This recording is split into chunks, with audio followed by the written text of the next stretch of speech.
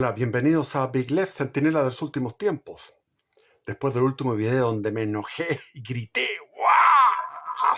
Ahora no, estamos en serenidad y vamos a disfrutar. Yo voy a disfrutar leyendo y ustedes van a disfrutar escuchando, porque voy a hacer una buena lectura de este libro. Te voy a acomodar aquí. De este libro que les muestro aquí.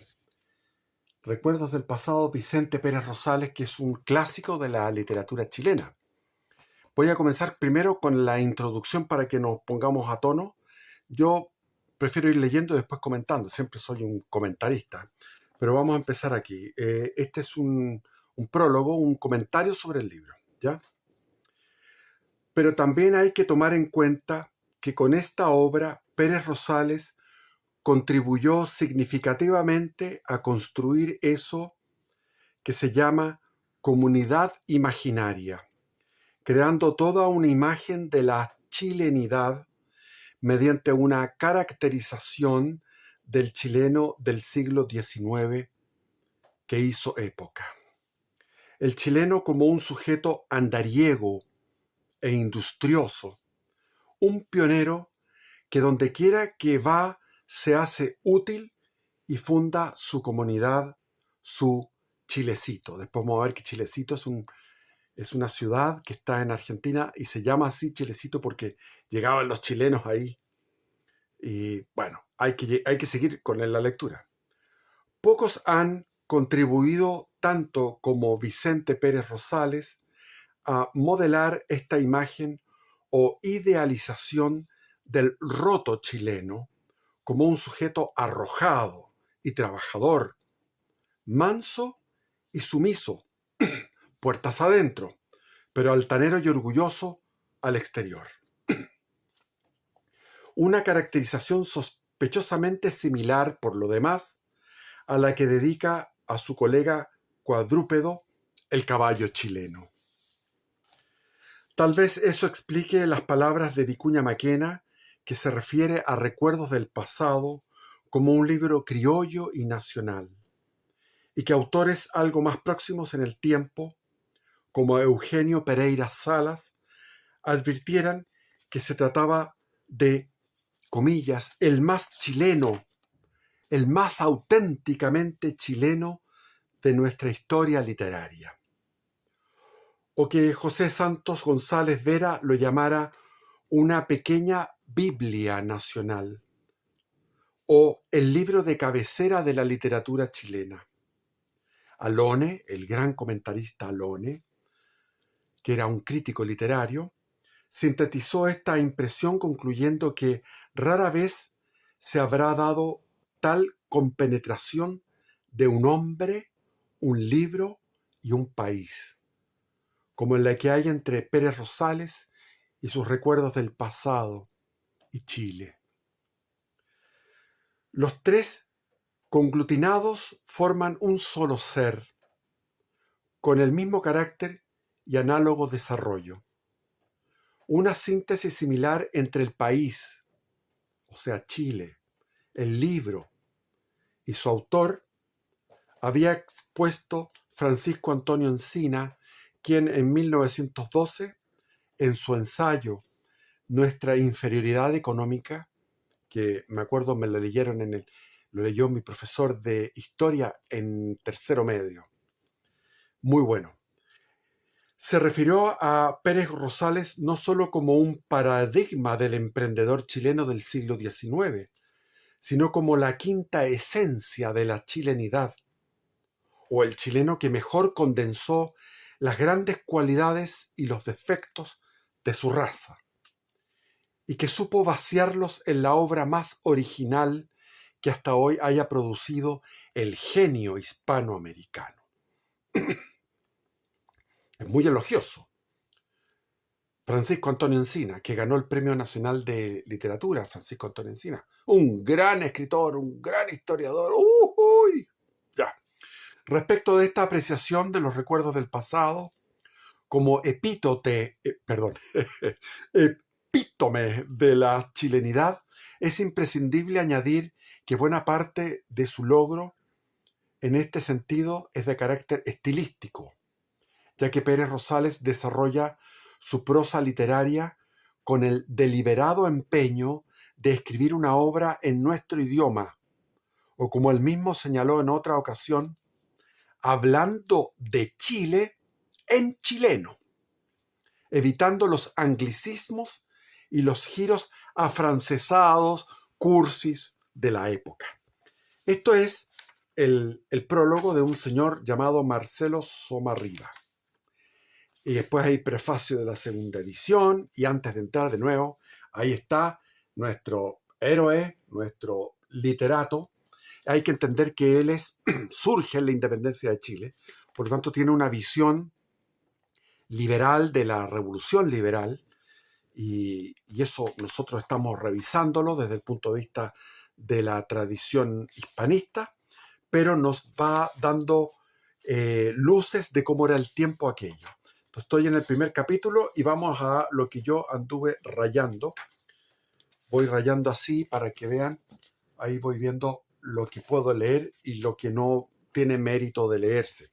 Todo es para leerlo, pero yo, como estoy haciéndolo en YouTube, tengo que hacerlo seleccionando los párrafos. Vámonos entonces. Estamos hablando de 1810, 1814. Nuestras escuelas de hombres, donde concurríamos niñitos hasta de 17 años de edad, todos de chaqueta y mal traídos, no por falta de recursos, sino por sobrado desastrosos, a pesar del látigo y del mango del plumero manejados con bastante destreza por nuestros graves antecesores. Ahí muestra que les pegaban y ellos, a pesar de que les pegaban, ellos salían y hacían sus aventuras. Él pertenece a una familia aristocrática, o sea, estamos hablando de los niños, los señoritos, los niños bien. Se reducían a un largo salón partido de por medio por una mesa angosta. O sea, no eran salas de clase como las que concebimos ahora, sino que era un largo salón con una mesa angosta en el medio, que dividía a los educandos en dos bandas, para que pudiesen mejor disputarse la palma del saber. Uno de los costados de la mesa llevaba el nombre de Roma, el otro el de Cartago, y un cuadro simbólico representando la cabeza de un borrico, de cuyo hocico colgaba un látigo y una palmeta. Era por su mudable colocación el castigo del vencido y el premio del vencedor.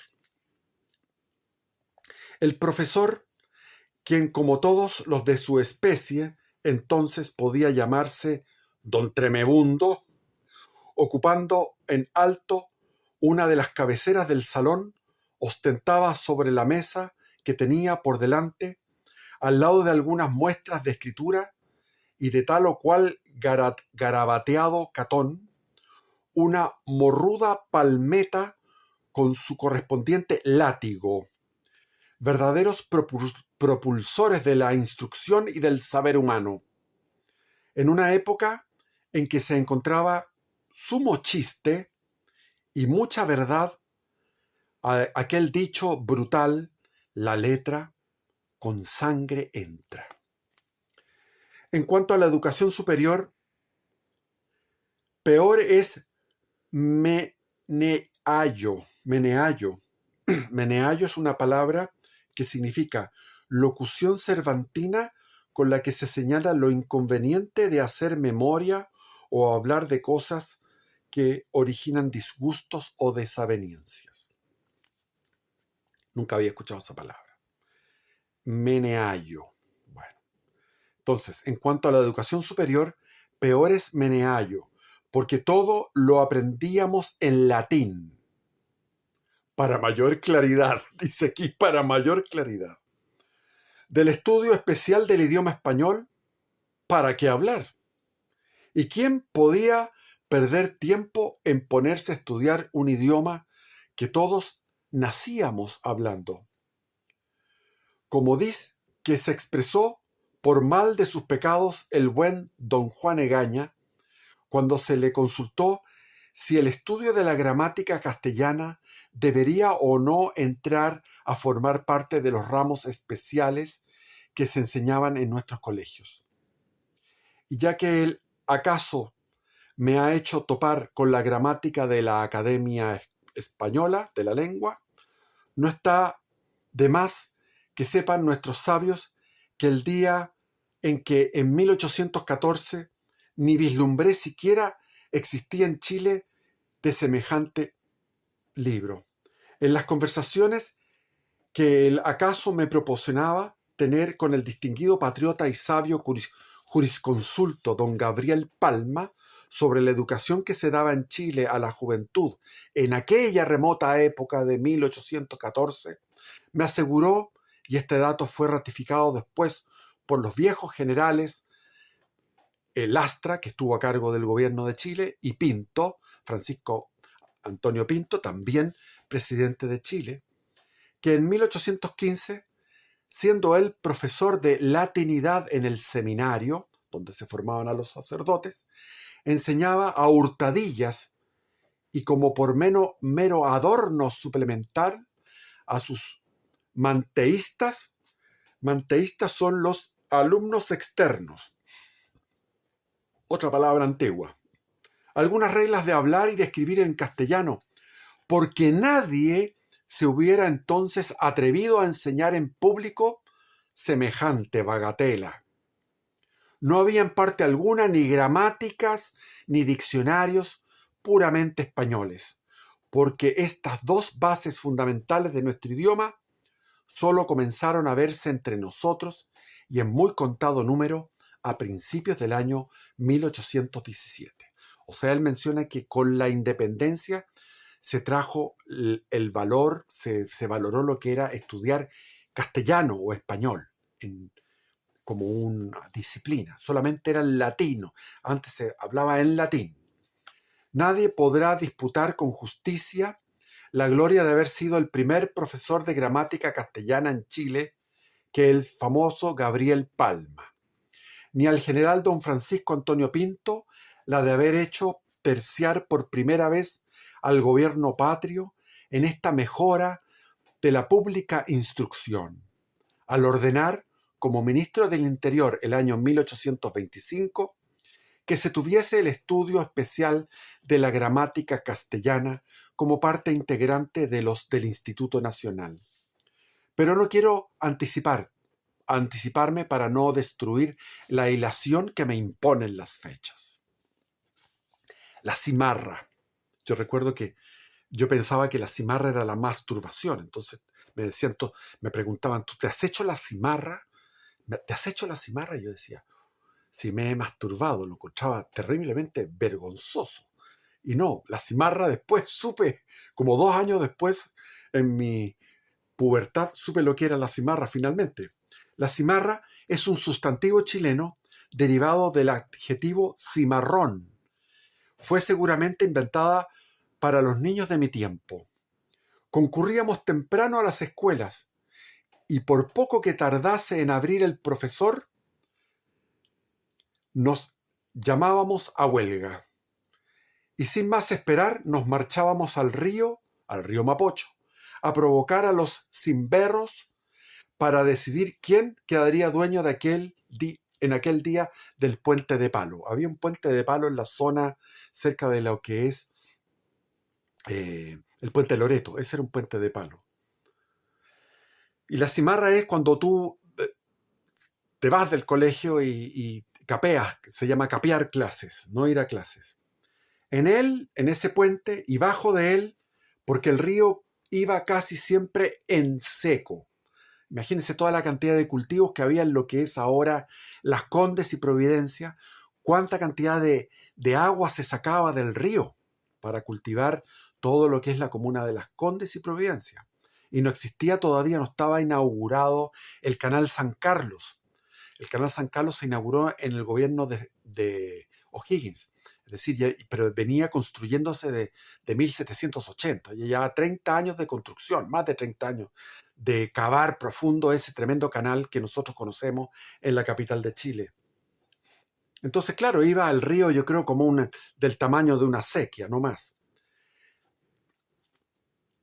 Nos zamarreábamos a punta de pedradas y puñetes hasta la hora de regresar a nuestras casas, lleno el cuerpo de moretones y la cabeza de disculpas, para evitar las consecuencias del enojo paterno, aunque siempre en vano, porque el palo del plumero nunca dejaba de quitarnos de las costillas el poco polvo que nos habíamos dejado en ella los mojicones.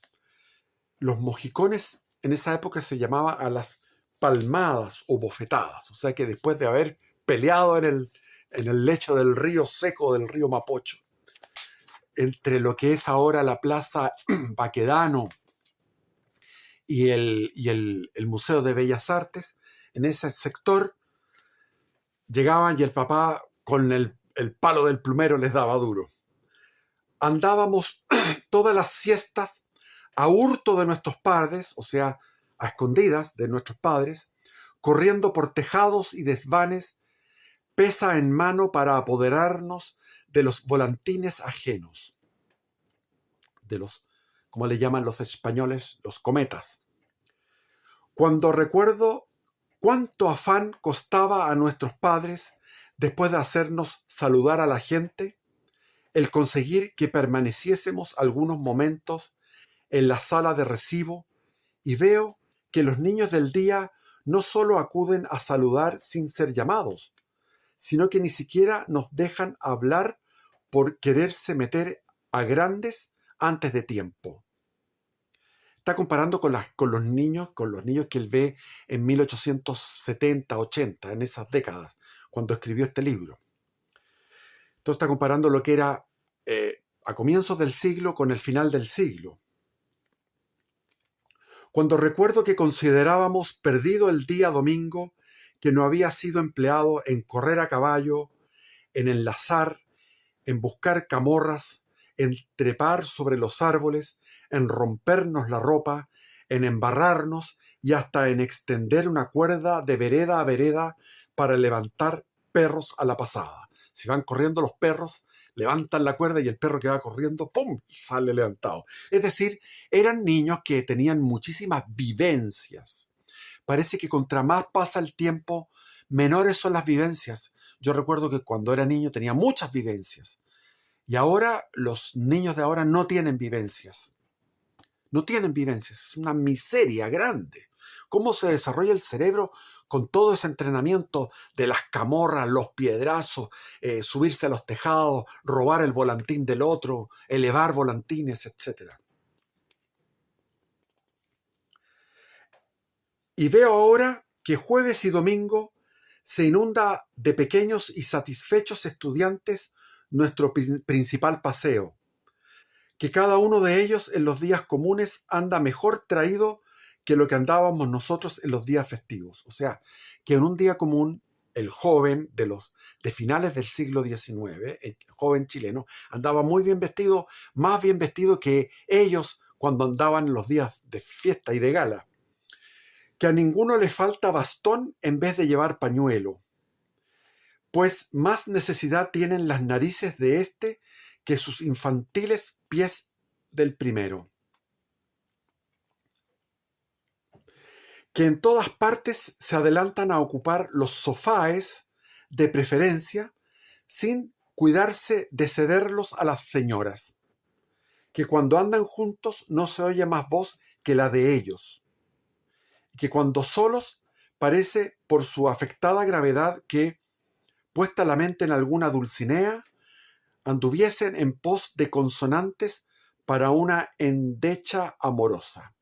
Es decir, él está hablando que los jóvenes de finales del siglo, que él estaba viendo ya viejo, mirando a los jóvenes del final del siglo XIX, eran mucho más como caballeros, bien vestidos, y pensaban en sus Dulcineas.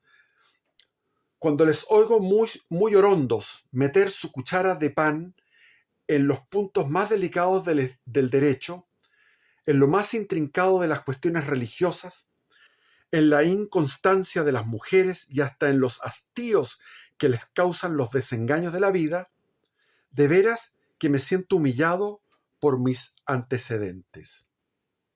La altura a que han llegado nuestros niños en el día solo puede igualarse en tamaño con la hondura del abismo en que se criaron los niños de mi tiempo. O sea, él está de acuerdo en que los jóvenes de finales del siglo XIX eran mucho más instruidos, más finos, más elegantes.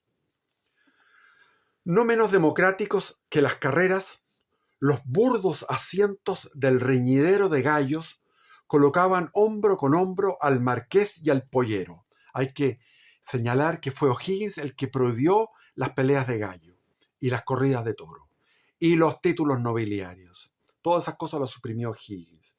Y iban ahí, como dice él, que lo más democrático eran las peleas de gallo porque estaba el marqués junto con el pollero, sin que ninguna de estas dos opuestas entidades, entusiasmadas por el ruido de las apuestas y el revuelo de los gallos, se curase de olvidar la supuesta o la real importancia de su vecino. Las corridas de toro, las de gallardas cañas, se alternaban con las festividades religiosas de dentro y de fuera de los templos. Hay que señalar que en Chile, en la época del Reino de Chile, había alrededor de 167 días festivos que correspondían en su totalidad a fiestas religiosas. No existían fiestas laicas, como ahora, que tenemos una mayoría de fiestas laicas, o la mitad, no tengo idea, habría que calcular. Los días de los santos, la escasa música de en los días de los santos, la escasa música de la guarnición de la plaza recorría solícita las calles y tocaba en los patios de las casas de los pudientes que enteraban año. O sea, celebraban los santos yendo donde por ejemplo, ¿cómo se llamaba este? Mateo de Toro y Zambrano, el gran conde de la conquista. Entonces iban frente a la Casa Colorada y tocaban el día de San Mateo, le tocaban el santo, la banda musical de Santiago le tocaba el santo. El ceremonioso contoneo, la balonilla, el calzón corto y la hebilla de oro, ordinarios acólitos de los besamanos, contrastaban con los repiques de campana y con los voladores y las temidas viejas que atronaban el aire cuando el natalicio del rey o cuando la entrada de un nuevo gobernador o capitán general del Reino de Chile. Las viejas todavía se escuchaban en mi época, eran como unos petardos que sonaban y tiraban luces. Se llamaban todavía en mi época las viejas. Las visitas entonces se celebraba cuando entraba un nuevo rey, cuando llegaba un gobernador nuevo. Las visitas en los retablos de los nacimientos y las comisiones, esas batallas aéreas de volantines, se llamaban comisiones, las batallas aéreas de volantines contra estrellas hasta de 100 pliegos de papel de magnitud, cuyas caídas y enredos de cordeles alborotaban a los dueños de casa. Se llevaban las tejas por delante y ocasionaban en las calles chañaduras. ¿Qué significa que chañaduras? Es una expresión del arte de la volantería, de los volantines, de elevar volantines, y proviene del mapuche chañar, que según el diccionario etimológico significa arrojarse, dejarse caer al suelo. Ese es el chañar, la palabra mapuche. Y aquí era una chañadura. Hay que entender que usaban este hilo curado y cortaban el hilo. En mi época todavía se estilaba usar el hilo curado, que era como con vidrio molido, y cortaban los otros hilos. Entonces había toda una cosa que caía en los volantines y uno iba a corría para robar los volantines. O sea, es una tradición muy antigua la que viví yo cuando era niño. Todas estas diversiones, incluso aquella de sacar reos de la cárcel para matar a garrotazos perros en las calles, daban golpe y materia de variada conversación en ese feliz Santiago de la época del Reino de Chile, de la época monárquica. Increíble, sacar a los reos de la cárcel para ir con garrotes a matar perros vagos. En mi época se llamaba la perrera, y la perrera iba y veíamos que venía la perrera y uno guardaba los perros de uno, y los perros que estaban en la calle los agarraban, los llevaban y los mataban.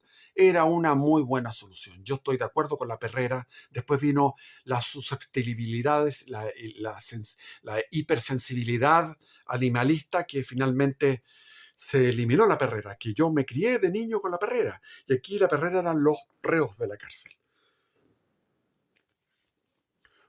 Concordaban a lo vizcaíno los trajes con las personas que debían caracterizar, y solo faltó para su incuestionable perfección que algún roto saliera haciendo de Julio César con botas granaderas y su guapa chapa de los pedernales en la cintura. Está hablando del teatro, habían obras de teatro.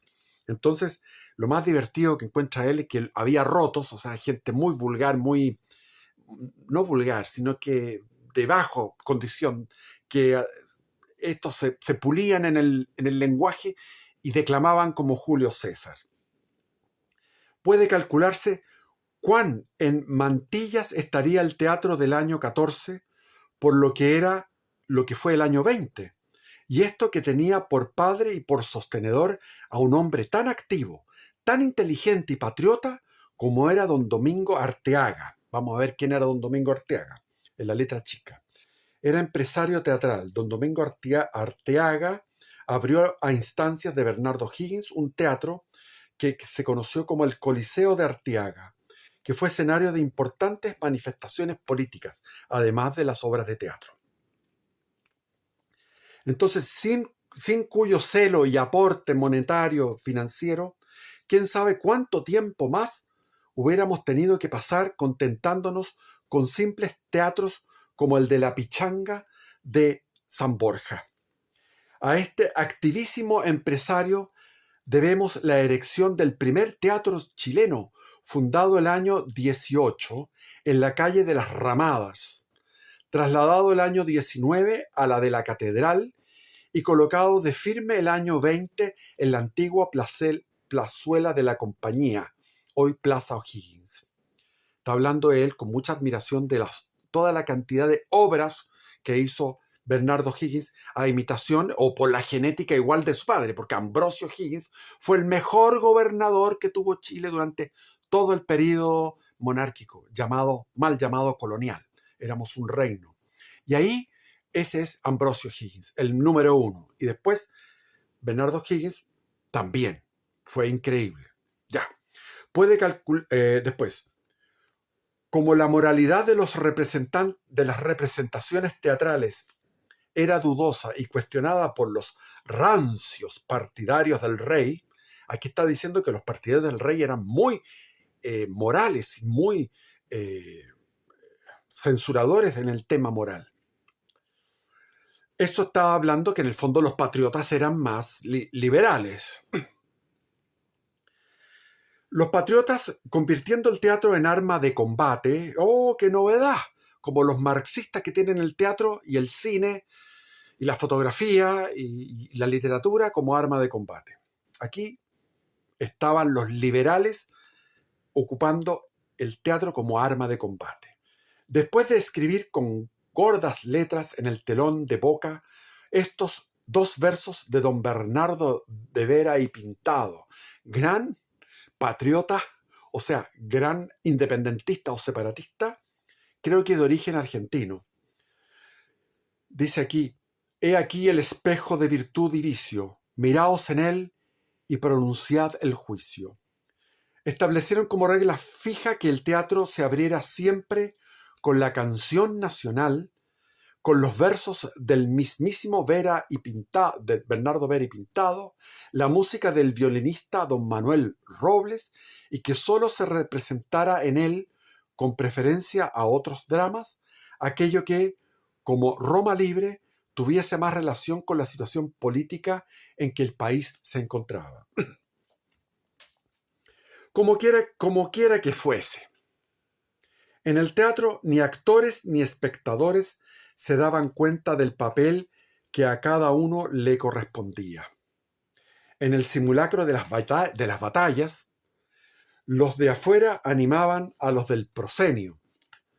Y eso más encima me acuerdo que fue como una novedad en el teatro de la década de los 80, que el público participe. Si esto venía de los años, o sea, en esa época participaba el público. Notable. En el baile, los de afuera tamboreaban al compás. Y si alguno hacía de escondido y otro parecía que le buscaba inútilmente, nunca faltaba quien le ayudase desde la platea diciendo: bajo la mesa se escondió este carajo. Recuerdo dos hechos característicos. Fue una vez pifiada aquella afamada cómica Lucía, que era la mejor que teníamos, y ella, en cambio, y con mayor desenvoltura, increpó al público lanzándole con desdeñoso ademán la palabra más puerca que puede salir de la boca de una irritada verdulera. O sea, la señora esta, la Lucía, era una verdulera, y como verdulera, fíjese que él no dice rota, pero no dice rota, porque eso no se ocupa la palabra, las mujeres no son rotas, es una verdulera. Y entonces fue llevada a la cárcel, es cierto, pero también lo es que al siguiente domingo, mediante un cogollo que ella confabuló para el público, éste lo comenzó a aplaudir de nuevo. En la platea figuraban siempre en calidad de policías 3 soldados armados de fusil y bayoneta, uno a la izquierda, otro a la derecha de la orquesta y el tercero en la entrada principal. Principiaba entonces el uso de no fumar en el teatro. Pero un gringo son los ingleses, que no entendía de prohibiciones, sobre todo en esta América recién liberada, sin recordarse que tenía al soldado a su lado y sobre su cabeza el palco del mismísimo director supremo, don Bernardo Higgins, sacó un puro y muy tranquilo se puso a fumar. El soldado lo reconvino. El gringo no hizo caso. Pero apenas volvió el soldado a reconvenirlo, con ademán amenazador, cuando, saltando el gringo, como un gato rabioso, el gringo se enojó, después de que lo llamaron 2 veces, así de soberbios y se creían macanudos los ingleses, porque llegaron a estos lugares como señores, como lo que era en realidad. Habían desmembrado el imperio español en 20 republiquitas, republiquillas, y llegaron como amos y señores. Entonces se tiró sobre el soldado como un gato rabioso, contemplando esto, Bernardo Higgins. Empuña el fusil el soldado para quitárselo y se arma entre ambos una brava pelotera de cimbrones y de barquinazos. Y los espectadores desde fuera se olvidaron de la enamorada Edelmira para solo contraerse al nuevo lance, que era la pelea.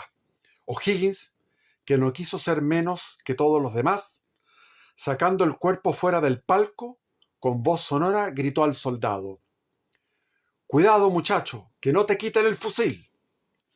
Envalentonado entonces el soldado, con esta observación del supremo director, desprendió el fusil de la garra británica y de un esforzado culatazo tendió al gringo de espaldas en el suelo. ¿Y qué sucedió después? Nada. Se dio por terminado el incidente y Edelmira volvió a recobrar sus fueros y siguió el lance romántico en el escenario. Pero no todo era solaz y recreo en el Santiago de la Patria Vieja y también en el Santiago de San Bruno, el de la Reconquista, porque la seguridad individual que se gozaba en él casi no merecía semejante nombre. A cada rato corría de boca en boca, a falta de diarios noticiosos, que algún salteo o algún asesinato se había perpetrado en alguno de los conocidos centros del crimen, como por ejemplo las Cuestas de Loprado, donde está ahora el túnel Loprado arriba, las Cuestas de Loprado o las Cuestas de Zapata, los Llanos de Peñuelas y otros lugares cuyos nombres omito porque no estaban, como lo están estos, en tan frecuente contacto con la capital. Allá por los fines de o sea, el tema de la seguridad es algo bastante antiguo. Allá por los fines de cada septiembre, época de los rodeos, se notaba gran movimiento de carretas, de mulas y de guasos a caballo en las puertas y en los patios de las casas de los hacendados que se disponían a marchar con sus familias hacia sus propiedades rurales. Las carretas, único vehículo que en los viajes usaban las señoras, los niños y las criadas, eran unos pesadísimos y antediluvianos armatostes, cuyas toscas ruedas llevaban por llantas burdos trozos de algarrobo sujetos con estacas de lo mismo, y por ejes gruesos garrotes de madera hechos, como vulgarmente se dice, a punta de hacha, que no dejaban de chirriar desde el momento de ponerse en marcha hasta el de llegar a su destino.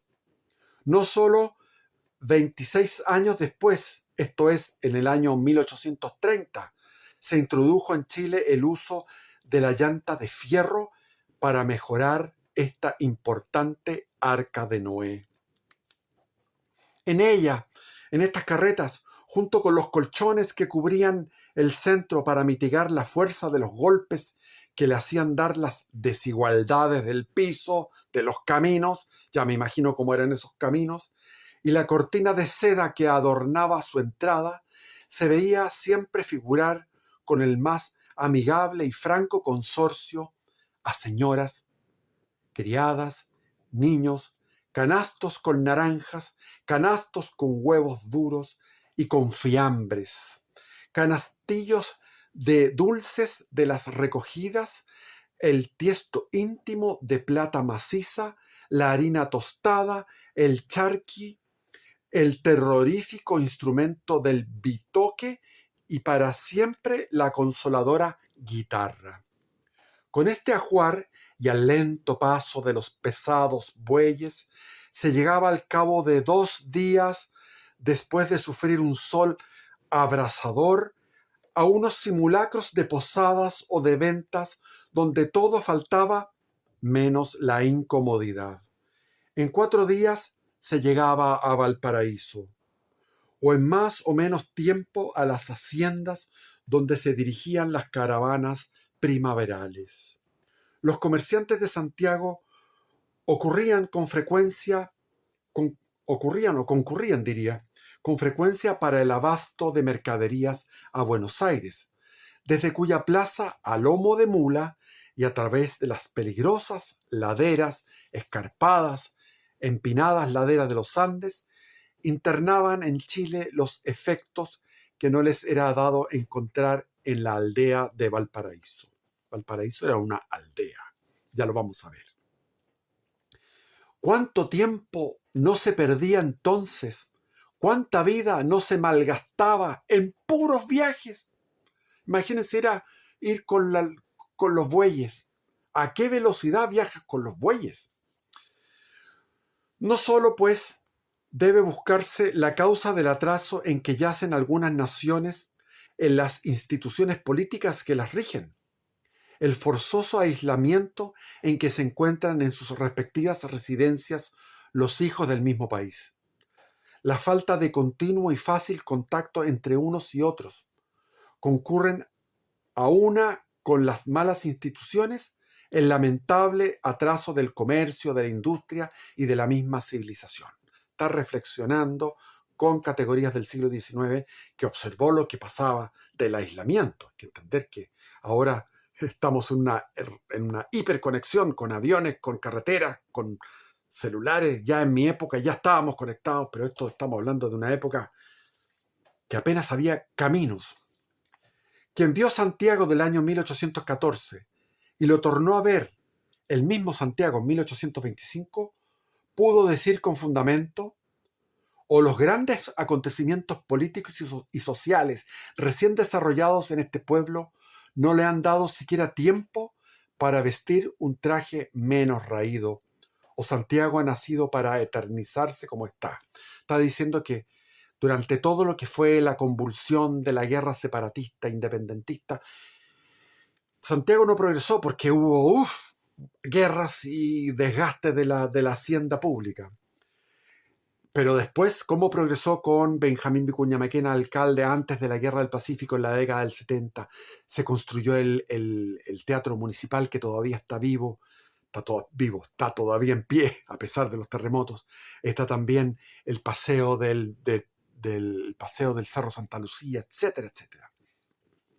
Y después para el centenario de la independencia en 1910 se hizo el Museo de Artes, la Biblioteca Nacional, una serie de construcciones perfectas, bellas.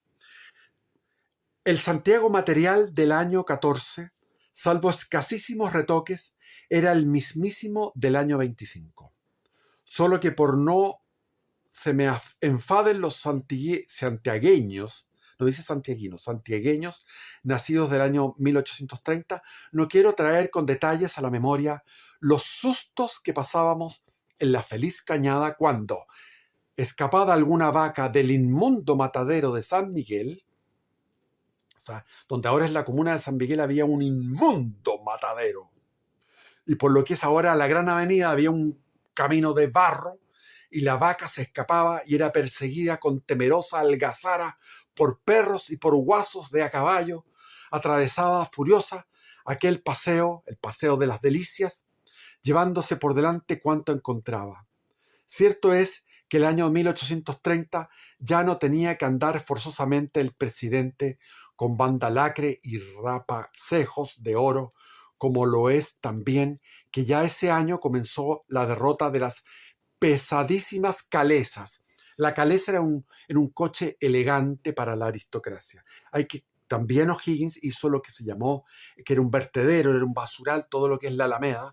La Alameda la convirtió en la Alameda de las Delicias. Se plantaron álamos y era un paseo para recrearse. Y ahí se encontraba, por ejemplo, Diego Portales con los estanqueros, con lo que lo seguían, y ellos planificaban cómo arreglar el país en la Alameda de las Delicias, los estanqueros. Las pesadísimas calesas y la feliz, aunque lenta, introducción de birlochos y de coches, aunque para ser justos, esfuerza no olvidar que los tales carruajes se lavaban en plena calle a fuerza de abluciones de agua de la acequia, lanzada sobre el vehículo a punta de mate o de cáscara de sandías. O sea, las cáscaras de sandía eran los baldes que tenían. Entonces, una cáscara de sandía que ya se había comido, eso era como un balde, y ahí le tiraban desde la acequia, que no era el agua más pura y santa, lavaban esos coches. Pero ya, sigamos. Vamos al capítulo 2. Entonces, como ahora, en los veranos, muchas familias de Santiago, por buscar expansión y mejor aire, trocaban las comodidades del aristocrático hogar en Santiago, ya por las rústicas e incómodas ratoneras de sus casas de campo, ya por los no menos incómodos alojamientos que se procuraban en los puertos marítimos, a donde acudían a bañarse, a torear la ola, a ver barcos y a recoger caracolitos para regalar a las amigas a la vuelta a Santiago. Yo recuerdo que mi padre a comienzos del siglo XX, un siglo después, tomaban un tren que salía en donde ahora es el Parque Bustamante, donde está esa estatua a Manuel Rodríguez, muy inmerecida, porque Manuel Rodríguez era un don nadie, un tipo que no vale nada. Manuel Rodríguez es una porquería, no sirve para nada, pero ahí le ponen su tremenda estatua. Y ahí en ese lugar había un tren de trocha angosta que llegaba hasta Puente Alto y al Cajón del Maipo. Y mi padre decía que iban al Puente Alto y al Cajón del Maipo a pasar las vacaciones. Era como un destino muy lejano. Y tenían razón de huir de tan poca higiénica población las gentes en los veranos. En pos de respirar más aires más puros, encontrábanse entonces mi familia respirando en el que en aquella época corría en el desgreñado Valparaíso. Entonces aquí va a empezar a contar lo que era Valparaíso en aquellos años. Ambiente que si entonces era hediondo, merece por lo menos el premio de la perseverancia. Sigue siendo hediondo a finales del siglo XIX. Y ahora también, joder, Valparaíso. Pues ha sabido conservar, si no aumentar, sus quilates hasta la época presente. Pobre Valparaíso. Tuvo su época de gloria a comienzos del siglo XX, todo lo que fue hasta, digamos, la década, todo el siglo XX fue de gloria para Valparaíso. Yo iba con mi padre, que era fanático de Valparaíso, iba en la década del 60, 70, 80 con mi padre, era exquisito. Se echó a perder cuando vino ese grito que decía, la alegría ya viene, vino la decadencia de Valparaíso. Nuestro Valparaíso comenzaba además en el año 1814 a abandonar la cáscara que encubría su casi embrionaria existencia. O sea, todavía no era un puerto como con las de la ley, era un embrión de puerto. La aristocracia, el comercio y las bodegas se daban la mano para no alejarse de la iglesia matriz. Y el gobernador vivía encaramado en el castillo más inmediato, que era uno de los 3 que defendían el puerto contra las correrías de los piratas, de los antiguos piratas. Pero después, en la época de la independencia, del separatismo, había piratas de toda la haya dando vuelta. Lo que es ahora suntuoso, el suntuoso Almendral, era a modo de una calle larga formada de ranchitos y de tal cual casucho de teja, arrabal por donde pasaban, para llegar al puerto. Las chillonas carreteras y las pocas recuas de mulas que conducían frutos del país para embarcar y para el escaso consumo de aquella aldea. Toda la playa, o sea, Valparaíso era una playa. Era una playa.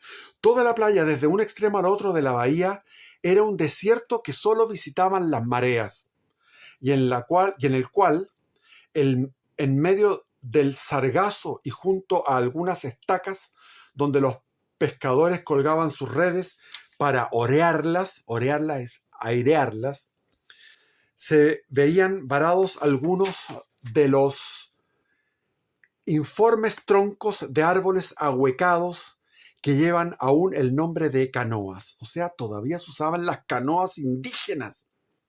La comunicación del puerto con el Almendral no era tampoco expedita, puesto que el mar, azotando en las altas mareas con violencia las rocas de la caverna llamada la Cueva del Chivato, cortaba en 2 partes la desierta playa.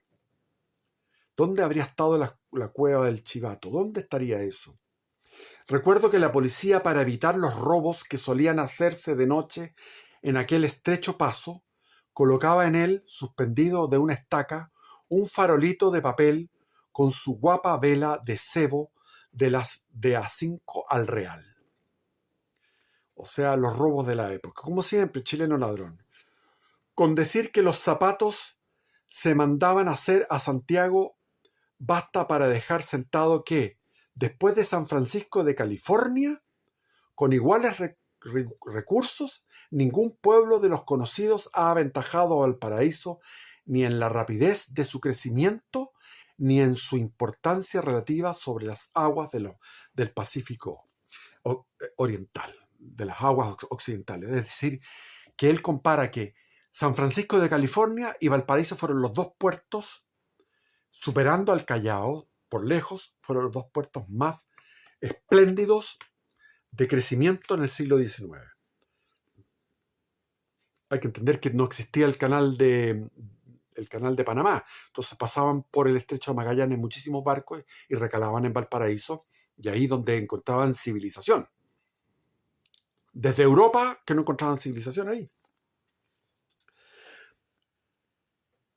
Entre los cascarones que mecían las aguas de aquella desierta bahía sobresalía el imponente, al mando del bizarro comodoro David Porter, la hermosa Essex, fragata norteamericana de 40 cañones, cuya alegre marinería en los cerros y su no menos festiva oficialidad en los planos daba a la dormida aldea un aspecto dominguero, lo cual, por lo mismo que era bueno, no pudo ser de larga duración. Está recordando cómo fue su vacación en el verano de 1814. Habían ocurrido de nuevo al desastroso recurso de las armas la antigua madre Inglaterra y su altiva y recién emancipada hija Norteamérica. Hay que entender que en esa época, en 1812, había vuelto a haber una guerra entre la recién emancipada Norteamérica, las 13 colonias, que ya sumaban otras colonias más, y con Inglaterra porque los ingleses consideraban a los norteamericanos que eran súbditos del rey todavía, se negaban a aceptar la independencia, y encontraron un barco que iba con norteamericanos y tomaron a esos como soldados para las guerras napoleónicas. Entonces los reclutaron como soldados a la fuerza. Y eso desató un conflicto diplomático y una guerra donde los ingleses se pasearon desde Canadá, invadieron las 13 colonias y llegaron a Washington, D.C. y quemaron la Casa Blanca y todo lo que había como la antigua Casa Blanca, la quemaron, el palacio, y quemaron todo lo que era Washington, D.C. Es una guerra poco conocida, pero importante. Entonces estaban en guerra los ingleses con los norteamericanos, ¿ya? Buscábanse sus respectivas naves en todos los mares para despedazarse cuando, en medio del contento que esparcía en Valparaíso la estadía del Essex, se vio con espanto en la boca del puerto aparecer en demanda de ella a la Phoebe y la Cherub, dos poderosos buques de guerra británicos que a todo trapo tiraban a acortar las distancias para iniciar el cañoneo. Hízose fuego desde tierra, o sea, desde los fuertes se hizo fuego, para indicar a los agresores, con los penachos de agua que levantaban las balas de nuestros castillos, hasta dónde alcanzaba nuestra jurisdicción marítima y el propósito de sostener nuestra neutralidad en ella, lo que parecieron comprender los ingleses, pues ese día y el siguiente se limitaron en su acción a simples volteretas fuera de tiro de cañón. Fueron a voltearse por ahí, pero entendieron de que había un mensaje. Con los cañones de los fuertes chilenos bombardearon tirando penachos de agua para que, hasta aquí nomás, no queremos un enfrentamiento en el mismo Valparaíso, porque las balas iban a llegar a la población. Muchas familias acudieron a los cerros para mejor presenciar lo que calculaban que iba a pasar. Y vimos que la Essex, aprovechando de un viento fresco y confiada en su superior andar, se disponía a forzar el bloqueo, ya que no le era posible admitir el desigual combate que se le ofrecía, 1 contra 2. Cuando las naves inglesas, temerosas de que se les escapase la codiciada presa, la atacaron en el mismísimo puerto. Faltóle el viento a la Essex en su segunda bordada, quedando en tan indefensa posición que llegamos a creerla encallada. Y allí, a pesar de los disparos de nuestras fortalezas para que los ingleses no siguieran su obra de agresión dentro de nuestras mismas aguas, fue la Essex despedazada y finalmente rendida. O sea, los ingleses se pasaron por el orto las instrucciones de, por favor, no hagan la pelea aquí. Y eso fue que se quedó en lo que es ahora Caleta Portales. En esa zona ahí fue capturada la Essex. Gobernaba entonces en Santiago con el título de Director Supremo del Estado el cumplido y recto caballero coronel don Francisco de la Lastra, patriota sin miedo y sin tacha, quien después de haber servido en la Real Armada Española había entrado sin titubear en el torbellino revolucionario en obsequio de la libertad de su patria. Desgraciadamente, la honradez del caballero y el puro y desinteresado patriotismo no eran entonces prendas capaces por sí solas de sostener a nadie en lo alto del poder.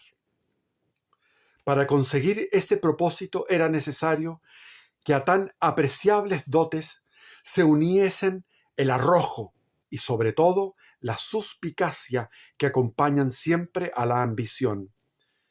Y don Francisco de la Lastra, era tan poco ambicioso cuanto era confiado en demasía e ingenuo. Entre dos bandos políticos que se disputaban porfiados el manejo de las riendas del naciente Estado chileno, descollaba el bando de los carrerinos, en el cual figuraba en primer término, al lado de sus muy distinguidos hombres de letas y de valía, el brillante don José Miguel Carrera, el afamado don Luis y el jayán de la familia don Juan José Carrera. Jayán significa, según la RAE, rufián. Es verdad. Militares los tres hermanos, e igualmente exaltados patriotas, don Luis y don Juan reconocían a don José Miguel como jefe de familia y del partido, tanto por su talento y sus conocimientos militares, como tanto por las consideraciones de general aprecio que supo granjearse desde los primeros días de su llegada de España al seno de su patria.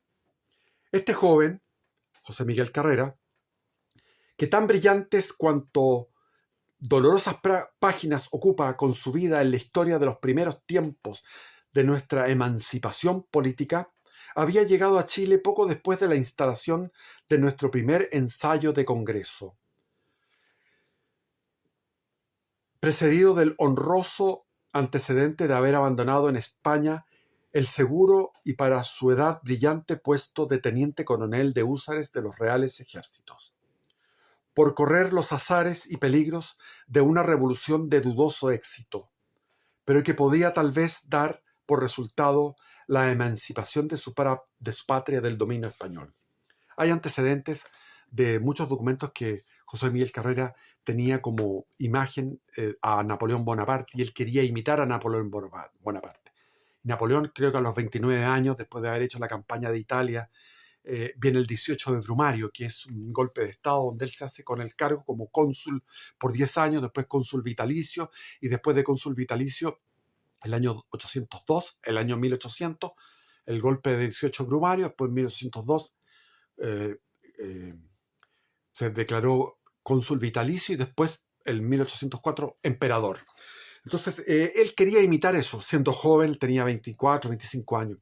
Y apenas llegó a Valparaíso, a Mata Caballo, llegó en 2 días a Santiago, llegó a la casa de sus hermanos y ahí comenzaba en la noche un agasajo para recibirlo a este hermano que venía de las guerras contra Napoleón, de las guerras de la independencia española, llamadas así, y él con sus hermanos planificó el golpe del 4 de septiembre, que fue el primer golpe. Después hubo un golpe en octubre, otro en noviembre. Hubo 3 golpes de Estado para hacerse con el poder total. Acompañaban a su feliz estrella para hacerle desear en los estrados su figura bien proporcionada. Está hablando de cómo era José Miguel Carrera. Su figura era bien proporcionada, su más bien alta que mediana estatura, su carácter festivo y travieso, su donairosa conversación sazonada de pullas gaditanas de Cádiz, que aceraba su natural talento, la soltura y desembarazo del soldado caballeresco, el fantástico y siempre elegante modo de vestirse y su exquisita galantería para con las damas, para captarle el aprecio de los hombres pensadores, sus ideas republicanas, su desembarazado arrojo para emitirlas, sus conocimientos militares y el ningún empacho que tenía para sacar impávido la cara en los peligros que podían surgir de su franca energía y para hacerle ídolo del soldado y del bajo pueblo, su llaneza, su afectado desprecio por las clases privilegiadas y su generosidad que rayaban el derroche. Aquí lo describe. Y hay que entender que el golpe de Estado del 4 de septiembre, donde ahora está el frontis principal de la Casa de Moneda, que era hasta ahí nomás, después todo eso se amplió para llegar hasta la Alameda, hasta lo que es ahora una cuadra de la Alameda, pero ahí estaba esa primera construcción de las monedas, y al frente estaba el regimiento de artillería. Entonces él se dedicó a hacer movimientos con su caballo, con su elegancia, venía con su traje de húsar de la península, impecable, el tipo era buen mocísimo, y más encima airoso y orgulloso y todo lo demás. Entonces él dio muestras de su dominio del caballo, entonces eso llamó la atención de todos los soldados que salieron, los vigilantes, los que estaban de guardia, todos embelesados mirando a este oficial que venía de España a hacer su destreza con el caballo, sus juegos ecuestres. Y por detrás estaba la casa de donde está al lado de lo que es el Ministerio de Relaciones Exteriores, antiguo Hotel Carrera, ahí en esa zona donde está la estatua de Portales, en esa vereda estaba la casa de los Carrera. Por lo tanto, los Carrera saltaron el muro y tomaron el cuartel, mientras los otros estaban distraídos. Fue una treta hermosa, digamos. Con semejantes prendas, fácil hubiera sido deducir hasta dónde hubiera podido alcanzar este Alcibíades chileno, a quien tan poco le costaba ser docto entre los doctos, y un Don Juan entre las mujeres, grosero y travieso en los arrabales y soldado en los cuarteles. Si la ambición de ser entre todos el primero le hubiera permitido esperar los acontecimientos que junto con otros preparaba en vez de precipitarlos.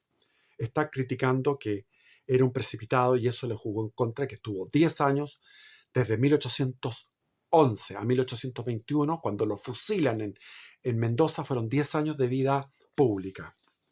Fueron los 3 hermanos Carrera, y muy especialmente don José Miguel, íntimos amigos de la familia de los Rosales.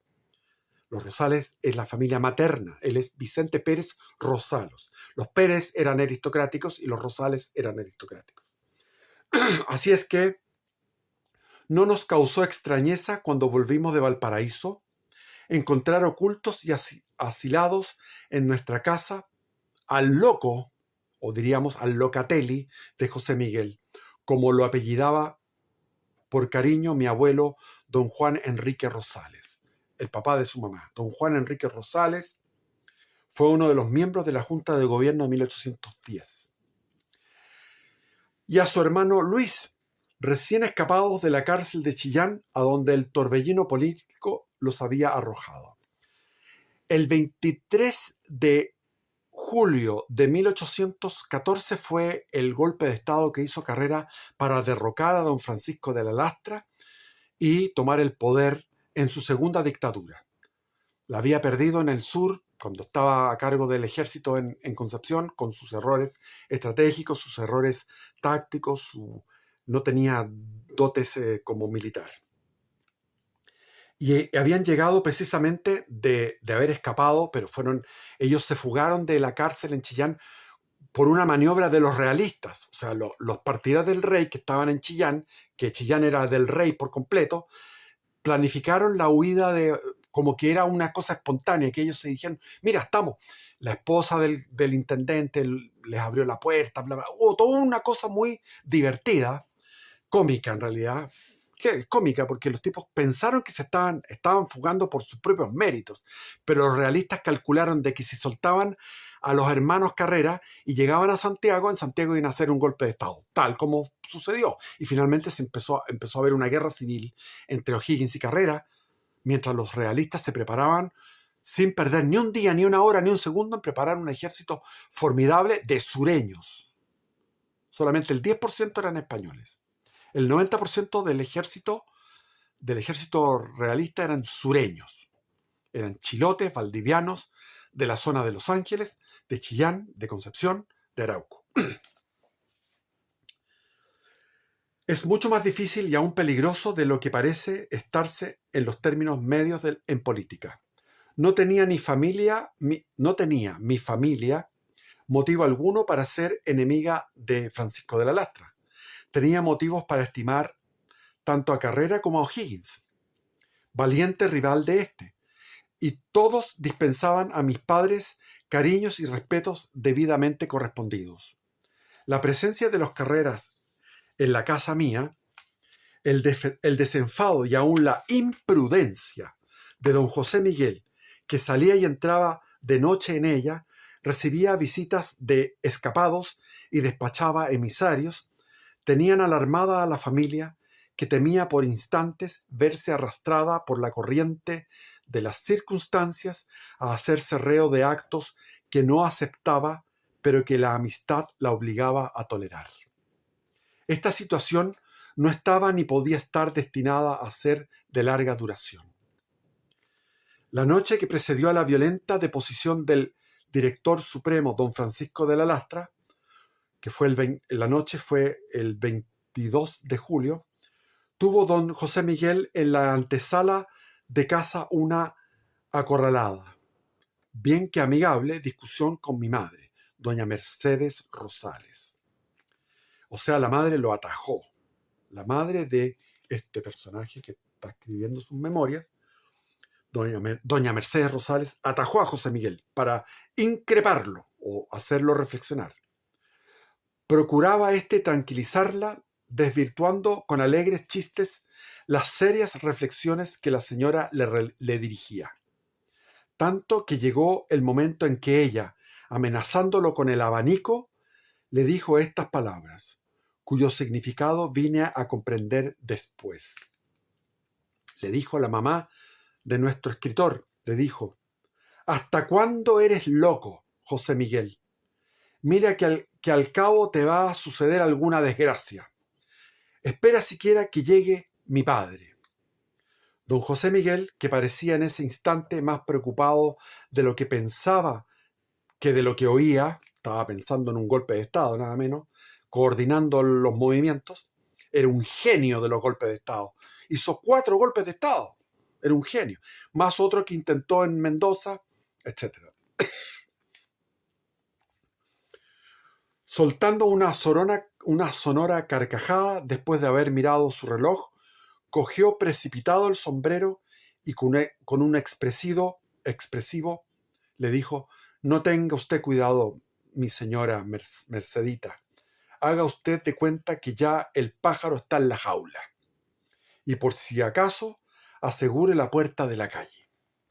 Se dirigió por los corredores del interior hacia la de la cochera, por donde solía manejarse, y desapareció.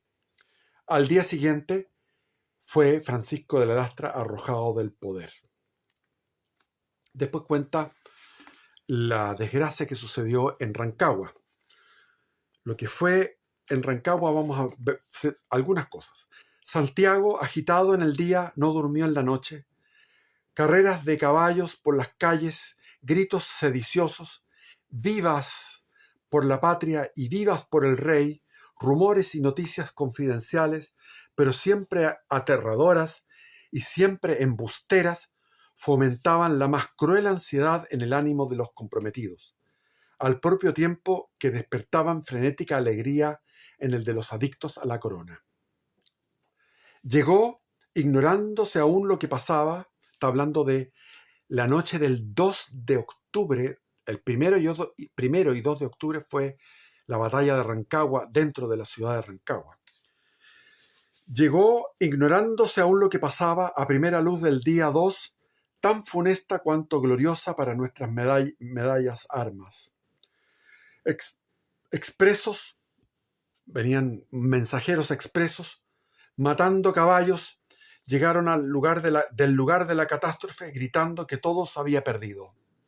Y como todos recordaban aquella altanera intimidación de Osorio, dirigida a los que mandan, Osorio llegó y dio un mensaje, le mandó una carta a Carrera con un emisario, y Carrera pescó al emisario y lo puso en un cepo, lo cual era violar los principios los principios de la caballerosidad en la guerra. Y en ella le decía: a los que mandan, a los mandones. Si ustedes se agachan el moño y se rinden, los vamos a tratar bien. Pero si no se rinden, les vamos a dar un whack. Que si no se rendían a las tropas reales, haría la guerra a sangre y fuego, sin dejar piedra sobre piedra. Puede deducirse que esperaban que sucediese en Santiago, en caso de resistir lo que ya daban por hecho que había sucedido en Rancagua, antes que entrase el sol y en el resto de la triste noche de aquel aciago día, fracciones destrozadas de nuestro ejército, hombres y mujeres a pie, llevando a cuestas parte de su ajuar y a sus pequeños hijos de la mano, pintado el terror en sus semblantes, invadieron los barrios del sur, sin que se oyese por todas partes otra exclamación que la terrorífica: ya nos alcanza el enemigo. Pero lo que acabó de sembrar el terror en el angustiado Santiago fue menos la confirmación de la derrota que la seguridad de la inmediata y precipitada partida de nuestros dispersos destacamentos hacia la cordillera de los Andes. O sea, Carrera lo que hizo fue saquear los templos de Santiago con todas los relicarios, todo lo que había en plata, fundir esa plata en lingotes, y se fue con los lingotes de plata y con un batallón de 600 hombres que no habían entrado en combate, porque José Miguel no entró en combate en Rancagua, sino que miró el desastre y se mandó a cambiar. Y ahí fue con esos lingotes de plata y con sus tropas frescas, sin entrar, con los pulmones vírgenes, digamos, se fue hacia Mendoza. Templos, oficinas fiscales, depósitos de guerra, todo se puso a contribución de los fugitivos, jefes del destrozado bando patrio, con el propósito de privar de recursos a los vencedores, con el propósito de irse con plata. Así fue que lo que no pudo llevarse se entregó al saqueo, vino el saqueo. Hay que entender que cuando llegó Osorio lo recibió la población en aclamación, lo ovacionaron, porque llegó el orden. Porque lo que fue la última dictadura de Carrera, que fue de septiembre a octubre, perdón, de julio a octubre, eso es, del 23 de julio al 5 de octubre de ese año, fue una tiranía anárquica. De paso para la Concagua, don José Miguel Carrera tuvo una conferencia en casa de mis padres con mi abuelo Rosales para tranquilizarlo, asegurándole que la desgracia de Rancagua no era definitiva, puesto que en pocos días más, rehecho en Aconcagua, volvería a arrojar a los españoles de Santiago. Era fantasioso en eso José Miguel Carrera.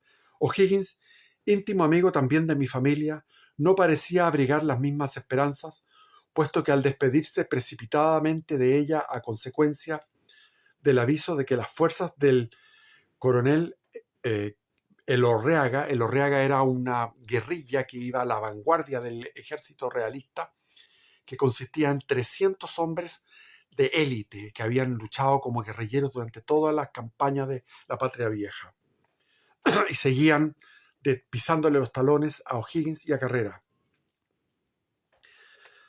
Dijo a mi padre con enfurecido semblante, así le dijo O'Higgins al papá de Vicente Pérez Rosales: Carrera no más tiene la culpa de cuánto pasa. Es verdad, porque O'Higgins obedeció a Carrera después del combate de las Tres Acequias, que fue un combate de guerra civil. O'Higgins se puso a las manos a las órdenes de Carrera, y Carrera todas las semanas le daba instrucciones diferentes, porque no era dudaba y cambiaba de opinión en cada semana. Entonces hubo 6 planes distintos de cómo tenía que comportarse el ejército de O'Higgins, que tenía 1.700 hombres, y él iba a ir con su refuerzo, que eran 1.400 hombres, desde Santiago, que llegaron el 2 de diciembre mientras estaba la batalla, y no entraron en combate. Huía el soldado, ¿cómo no había de huir el simple particular comprometido? Las gentes de escasa fortuna, las gentes modestas, al ver que el rico huía, poseía del mayor terror, huyeron también. Y así es que por muchos días consecutivos, Después del desastre de Rancagua, se vieron pobladas las peligrosas laderas de los Andes con soldados desmoralizados, con mujeres, con niños y con ancianos que solo veían su salvación tras de las nevadas crestas de la cordillera. Las solitarias casas de estas incultas haciendas de aquel entonces sirvieron de asilo a los patriotas que por su edad y por sus achaques no pudieron seguir a los que iban a Mendoza. O sea, los viejos tuvieron que quedarse. Y mi debilitado abuelo, con sus hijos y sus nietos, sirviéndole de cariñoso báculo su tierna hija Rosario Rosales, se ocultó en los ranchos de Tunquén, de las Tablas, cerca de Valparaíso, donde está ahora Quintay. Ahí está un poco más al sur Tunquén. Ahí tenían un fundo ellos, los Rosales, y ahí se quedaron refugiados para poder irse en Valparaíso a algún lado. No sé, se quedaron ahí escondidos. Tras la huida de los comprometidos con la causa patriota, tras el completo abandono de sus casas, provistas entonces de todo, era natural que el robo, el saqueo y muchas veces la muerte imperasen en la desgraciada Santiago. Desórdenes y escándalos que solo terminaron con la llegada de los primeros destacamentos de los vencedores del ejército del rey y sobre todo con la fastuosa y triunfal entrada de Osorio verificada el día 9 de octubre.